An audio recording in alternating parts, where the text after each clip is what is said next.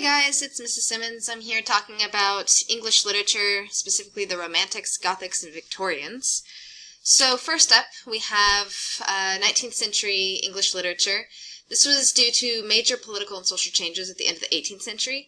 It really created what we now know of as Romanticism. So, what is Romanticism? Well, first thing you should know is that it's a reaction to the aristocracy that was prevalent before this. There was a larger focus on freedom, the common man, how they go about getting their freedom and living their own lives. It was also a reaction to urbanism and industrialization.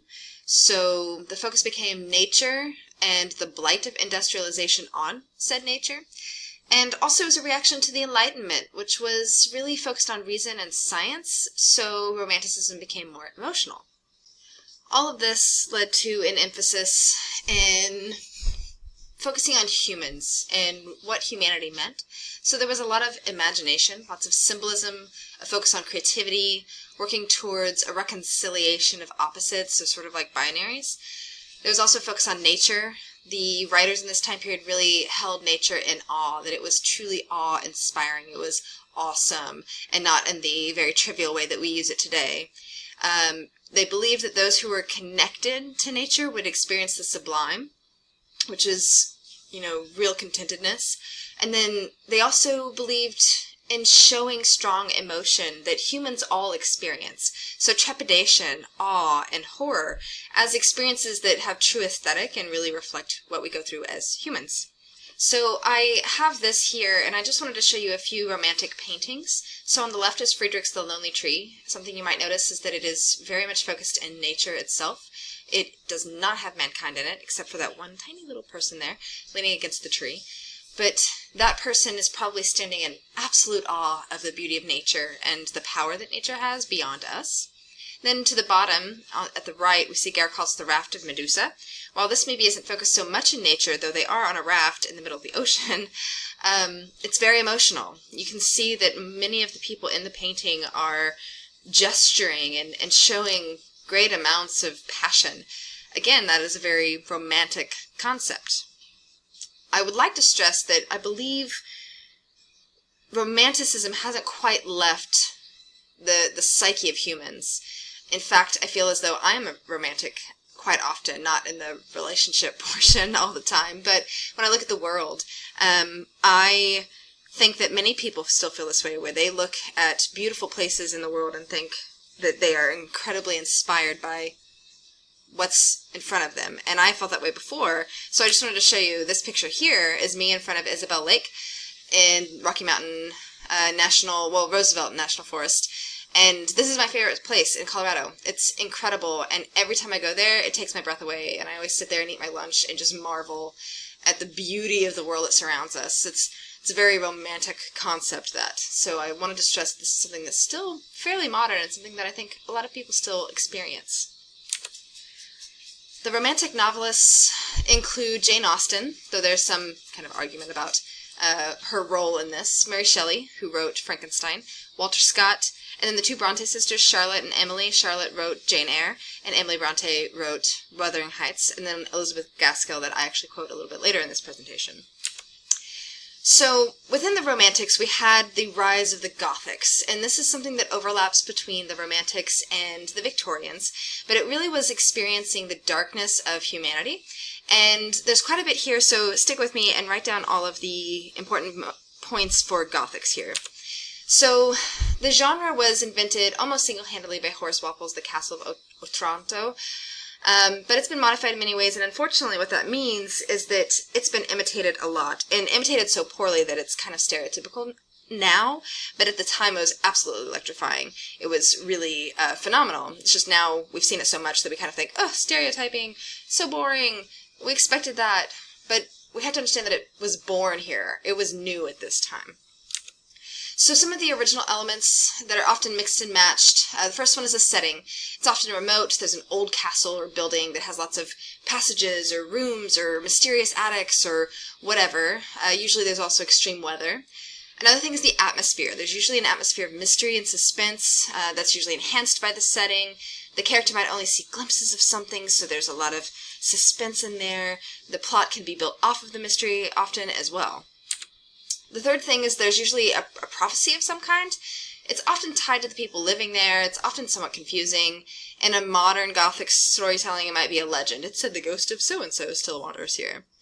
Another thing that's often there are visions and omens, lots of foreshadowing and darkness. There's a lot of supernatural or inexplicable events that happen. Sometimes they're given a natural explanation, but certainly not all the time. There's also really high overwrought emotion, which means that the characters feel a lot. They feel impending doom. They cry a lot. They have emotional speeches. There's breathlessness and panic, and it's just very sentimental. Additionally, there's usually a curious woman in distress somehow. This appeals to our emotions. They have to face things that scare them, and usually they need rescuing. It's usually somewhat lonely. They're pensive. This woman is oppressed as well. The eighth thing, it's passion-driven. There's a hero, but he's typically not that great. He's sort of a villain hero. He's willful, he has lots of emotion, he's powerful, has impulsiveness, and he's usually the one in charge of the place that it's at. And then 9, there's a particular vocabulary that's used here that reflects that gloomy, suspenseful mood. So when you're talking about setting, you might say howling winds or crazed laughter. Or mood building, you might say, oh, it was wretched, or tremendous, or vast, dismal, things like that. So this brings us then to the Byronic hero, which was part of the Gothic movement. So this is the hero that isn't. It's a fictional cultural character type that was very popular in this era, and it showed up in many different places, and it was derived from Lord Byron himself, who himself was sort of his own Byronic hero. And the characteristics here are that they are dark, they have a handsome appearance, they're brilliant but sort of self-destructive. They have this kind of wandering behavior where they're searching for something but they don't really know what. They're usually haunted by something in their past. There's usually hints of forbidden love. And they're a cultural hero, the concept where they stand apart from society, and that makes society kind of admire them. They're superior, yet wounded in some way, and we appreciate seeing that in someone that's tall and dark and handsome and is sort of jaded by the world. In a modern literary world, we typically call this the anti-hero. So how do they fit?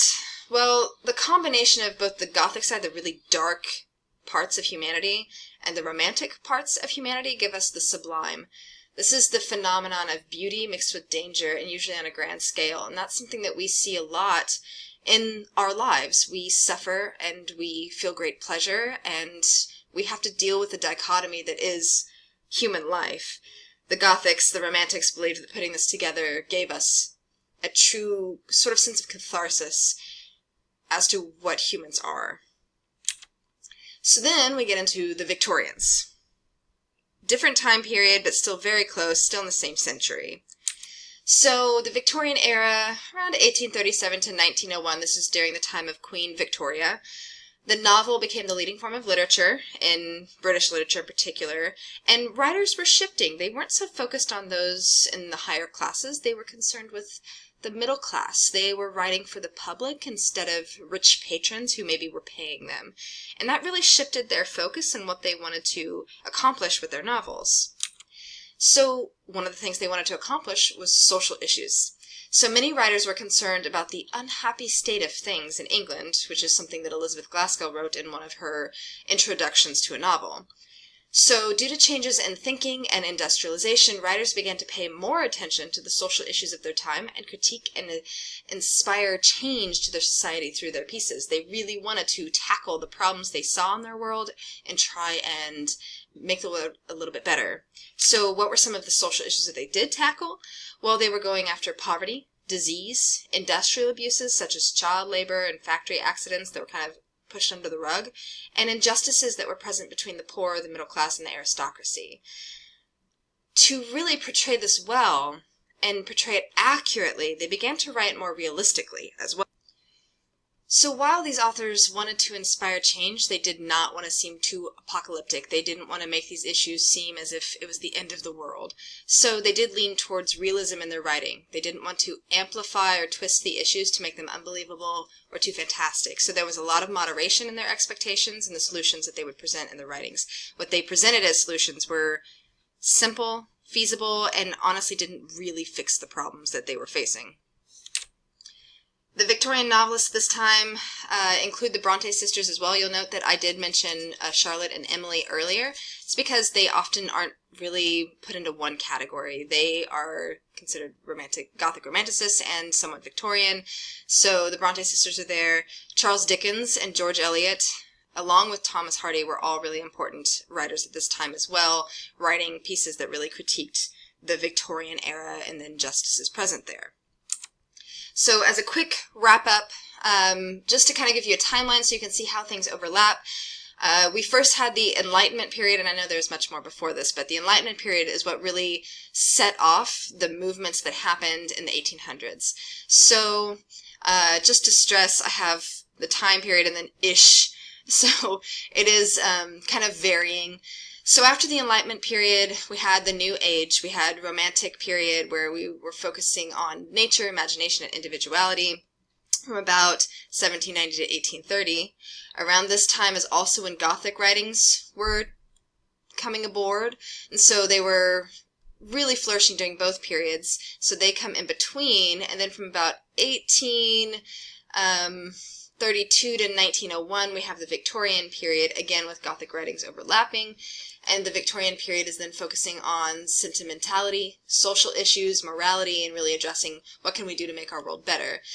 All of these periods helped lead us to a modern period from about the 1914 to 1945, where realism becomes even more important, and it really helps writers who are disillusioned after the World Wars. So this is our little wrap-up of the video. If you have any questions, as always, you can email me, rsimmons1@usd259.net, or ask me questions in class. I hope you guys have a great day.